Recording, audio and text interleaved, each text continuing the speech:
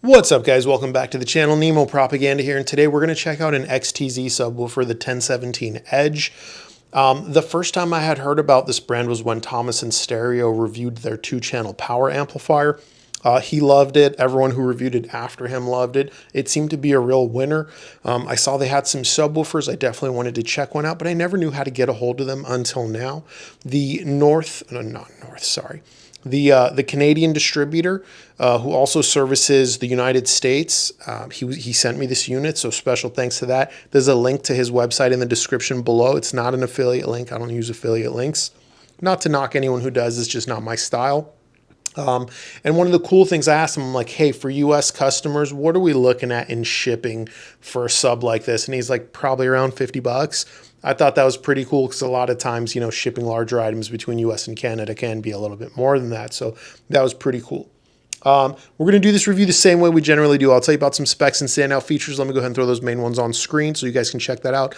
I'll tell you what the subwoofer sounds like, how it compares to other subwoofers in and around its price, and then we will wrap things up. So, standout features first and foremost is going to be the size. This is a compact vented 10-inch subwoofer, and generally you don't find a lot of compact vented subs. Now, of course, there are some very compact vented subs in the consumer grade market. Figure $100 to $250. You can find these at big box stores like Best Buy. They sound like, I'm trying to not swear. They sound terrible. The port tuning frequency is like 50 hertz. They're boomy, they're boxy, they're resonancy. Nobody watching this channel wants one of those. For good, high quality sounding compact vented subs, we don't have a lot of options. So it's nice to see this one. Originally, when someone reached out to me and wanted something in this form factor with good output and good sound quality, I would recommend the Emotiva RS11. That was $1,200. That subwoofer is discontinued, but this one exists and it's cheaper and it's just as good. So that's a really awesome thing. Now, as far as the size goes, let me tell you a couple more things about that and then I'll move on. I appreciate that a lot of the real estate is taken up by the height, and here's why. Some homes, a lot of homes, the power outlet is going to be visible if you got a subwoofer that's too short. Think something like a REL T7X, HT1003, definitely KEF KC62. With something like this that's just a little bit taller than your typical sealed 12, it's going to hide that outlet, and it's going to really help clean up the looks of the home. Love to see the painted finish. This subwoofer is under $1,000, and I am always happy to see paint under $1,000. You know, the odd thing is most vented subwoofers don't come painted. I don't know why that is. Like if you look at SVS, for example, whether it be the PB1000 Pro, 2000 Pro, whatever, there's no gloss option, I think, until you get to the PB16 Ultra. I don't know why that is. Maybe it's because the cabinets are larger, it costs more, I don't know. But this bad boy, it only comes in painted finishes. You guys know I absolutely love that. And if anyone's wondering why it's this simple, I feel like paint lasts longer. It's not uncommon where a vinyl finish might peel a little bit, or you bump it against something and you know, now you've got like raw MDF showing through. I feel like paint is just a lot more robust, and when I'm spending almost $1,000 on something, you know, I want it to last and I want it to stay looking good for years and years to come, right? Some other standout features are going to be the port tuning frequency options. This is possibly the most unique or standout feature in my opinion. You get 4 different modes you can play this bad boy in. Let's say you're just like, hey, I want a compact sub, but I want it to play as loud as possible. No problem. You're just going to leave both ports open. It's going to give you maximum output, and it might shock you in terms of what it can do in even a medium-sized room. Now, let's say you're like, hey, I like output, but my room ain't that big. I don't think I need all that, but I sure would love a little more extension. I mean, hell, who doesn't like more extension? No problem. You're going to take the included port plug. You're going to plug this right side port right here. That is going to give you more low frequency extension. It's going to sacrifice just a little bit of your maximum output, and I think it's a well worth it trade-off, definitely to my ears. Yeah, now let's say you're neither of those two people and you're like, you know what, I like a little bit more mid-bass presence. That's my thing. I like those really concussive effects, whether it be music or movies or video games. No problem. You're going to take that port plug again, but you're going to plug the left side port instead of the right side port, and then you're going to have a little bit more mid-bass presence. Now let's say you dig all of those options, but you're like, hey, sometimes I want the tightest transients possible. No problem. You're going to take both port plugs because it comes with two. You're going to plug both ports, and that's going to give you the tightest transients, making this thing essentially sound about 99% the same as most good sealed subwoofers. So those are the standout features. What does it sound like? Let's see here. What's the best way to... I don't want to oversimplify this too much, but regardless of what mode I had it in, clean and clear were the two words that just kept coming to mind. The subwoofer sounds clean. There's no notable resonance that draws attention to itself. It integrated fairly well no matter what speakers I was using. I tried the Dynaudio Evoke 20, the CSS Crichton 1 TDX, the Hecko Salon Revolution 3, and of course my Buchart S400 Mark II. In all four pairings, the subwoofer integrated very well, never drawing attention to itself, nor did it draw attention to the bass portion of the music or movies or video game. And for those of you that don't know, your attention can be drawn by a subwoofer two different ways. One, if the subwoofer it doesn't integrate well, your attention will be drawn to the subwoofer itself. Two, let's say the subwoofer does integrate really well, but you feel like your attention is still being drawn to the bass of the presentation, whether it be, again, movie, music, video game, doesn't matter. If your attention's being drawn to the bass region, that means it's got heavier sounding tone to it. It's not going to sound like a natural extension of your speakers. Instead, it's going to sound like additional heavy-handed SPL style bass. And there's nothing wrong with that if that's your taste. A lot of people do like that. Personally, I'm more looking for that natural extension of my speakers. The XTZ 1017 Edge was able to do that for me just fine. I found in my room, having that frequency knob under 50 hertz is what got that done. Fun fact, if your subwoofer, if you're having problems with getting your sub to sound natural, try a lower frequency. I find a lot of people I talk to, they can't get their sub to integrate it right. They've got it set to 80 hertz because that's what everyone on the internet says. I don't know where that came from. I have very rarely found a high crossover point to sound the best. For me, and it seems like regardless of the room, almost always somewhere closer to the neighborhood of 50 is where things sound best. But maybe that's just my taste. Do with that information what you will. In sealed mode, did it sound like a sealed subwoofer? For the most part, yeah, it did. What kind of sealed subwoofer? I'll say this, it sounded better than something like an SVS SB1000 Pro in sealed mode. In vented mode, I was surprised by one thing, whatever combination of vented modes I was in, the subwoofer handled delicate passages a little bit better than most vented subwoofers did, and that was pretty cool to see. Usually vented subwoofers, they crush a little detail. They're not going to be the best with delicate passages, and I'm not saying this performed like a Rel T9X with delicate passages, no, but it did sound a little bit better than your average vented subwoofer. Think something like SVS PB1000 Pro, Emotiva RS11, RSL Speedwoofer 10S, so on and so forth.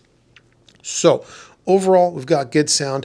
Any descriptor you want to use to describe bass, I would say the subwoofer did it just fine. The coolest selling point, in my opinion, are the 4 different modes you could put it in, its compact size and painted finish. Those are the reasons I'd buy the subwoofer.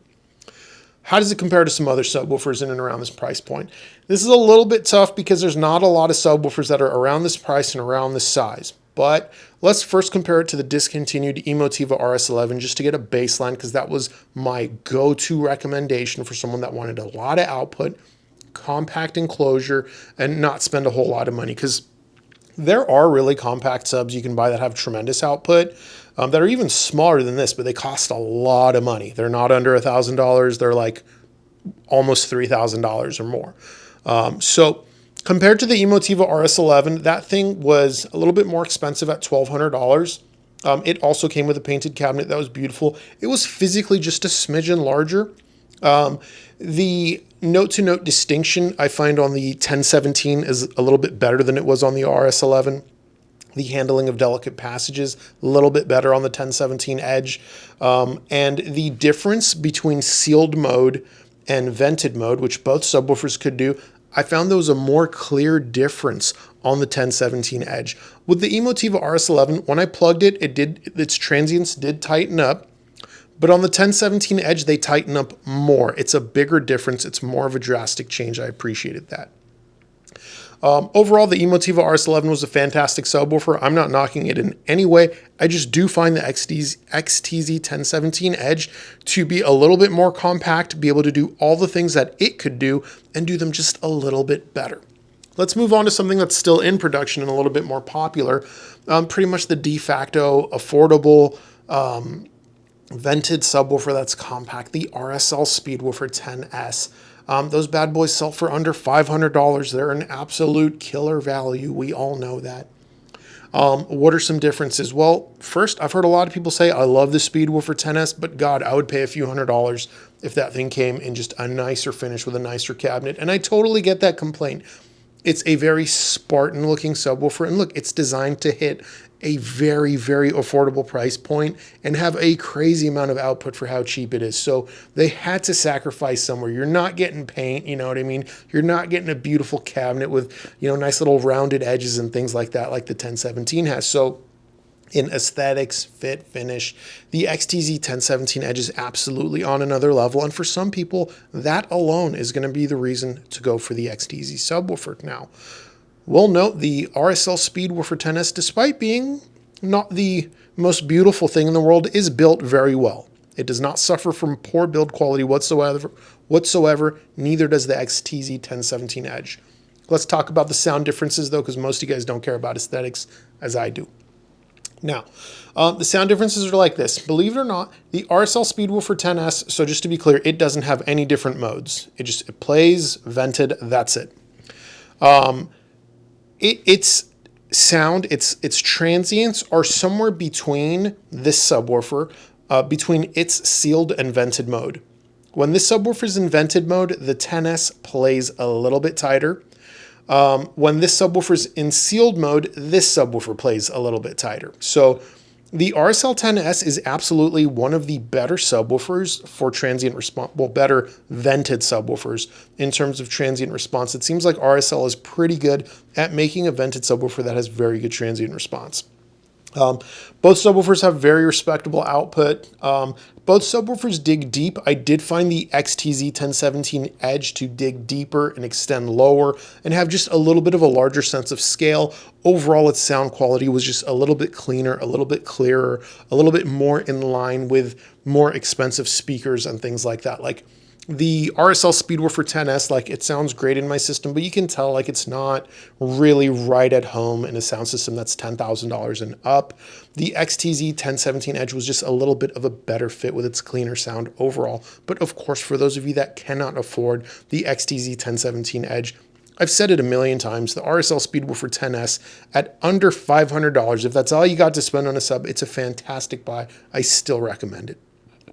Let's go with something just a little bit larger, like an SVS PB1000 Pro.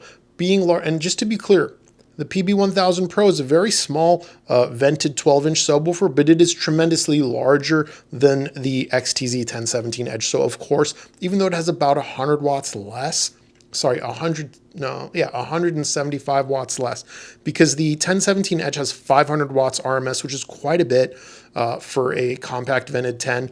The SVS PB1000 Pro has 325 watts RMS, but it's a little bit larger, so it's going to be a little bit more efficient at producing bass. It's this simple. Both subwoofers are very good and respectable for their price point. The SVS PB1000 Pro does not come in any painted finishes. So again, for those of you that where aesthetics are a concern, the XTZ 1017 Edge takes the win. Both subwoofers do have, you know, the different things you can do with the ports and things like that. The SVS gets the app. This obviously doesn't have an app. Most subwoofers don't. No big deal there in my opinion. The biggest difference that I found between the two was this. The SVS being larger is going to have a larger sense of scale. It is going to sound quite a bit more effortless, especially in the lower frequencies. I did find the 1017 Edge to handle delicate passages quite a bit better. And it didn't seem to really matter what frequency they were at and things like that. So I'd say this, between the two, this is where size becomes a big factor. You know what I'm saying? If you are hunting for that larger sense of scale, that is only something a larger subwoofer can do.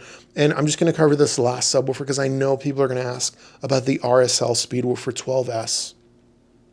At $800, it is the biggest subwoofer you can get for the money. And it absolutely has the largest sense of scale you can get for around 800 bucks. This subwoofer is $899. So they're very close in price.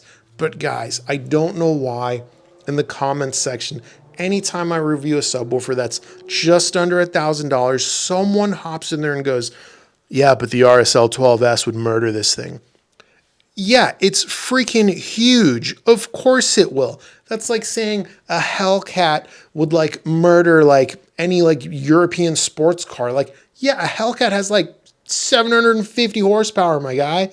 Anyway, look, I don't think anyone that is in the market for an RSL 12S is going to be looking for something as small as this. The RSL 12S is absolutely massive, approaching 100 pounds. It's not the same thing, guys. Like anytime you compare a sub that is substantially larger to something that is substantially smaller, the larger subwoofer is always going to have more output. It's always going to sound more effortless, and it's always going to have a larger sense of scale. Now, before I wrap this up, let me think if there's anything else I want to compare this to. Maybe we should cover the final and possibly one of the more popular compact subwoofers. It's a sealed sub, the SVS 3000 Micro. Fantastic little sub. It is tremendously smaller than this subwoofer, but it's around the same price. I believe it is the same price. It's this simple. If you need a subwoofer as small as the SVS Micro 3000, buy it. It's tiny. It's great. It's going to sound better than not having a subwoofer at all, but anything larger, including the 1017 Edge, will play tremendously louder. The 1017 Edge will sound cleaner, clearer, more effortless, less strained, better handling of delicate passages, more confidence with its low frequency extension, and so on. The SVS Micro 3000 is fantastic for how small it is, but it cannot compete with something larger like the XTZ 1017 Edge. And I hope that answers everyone's questions and things like that. And if there's a comparison you were looking for that I didn't do, leave a comment, and if I feel like it, I'll respond to you. Now, with that said, I probably should have said this at the beginning of the video, but maybe try to remember this for my next video. Look, I don't use affiliate links. I don't ask for handouts. I don't even ask you to like and subscribe, but I do have one request if you watch my videos. But like I said, I should have said this at the beginning. If you watch the video through to the end, that helps me out a little bit. So I do ask that you guys do that when possible. Aside from that, I think I've covered just about everything I wanted to say in this video. Let me just think real quick, because, I do shoot these videos in a single take, just shooting from the hip. No notes, no script. Yeah, look, I'll say it like this. This is what it comes down to. If you're looking for a compact sub that can have as much output as possible, really, under $1,000, aesthetics matter to you, and you want the ability to do some tweaks to the sound, to tune it to taste, this is probably one of the top contenders. It really is that simple. Hope you enjoyed the video. This YouTube channel does have a free Discord. I'll leave a link in the description below. And if you have any questions, you can ask in that free Discord or in the YouTube comments section. Until next time, later.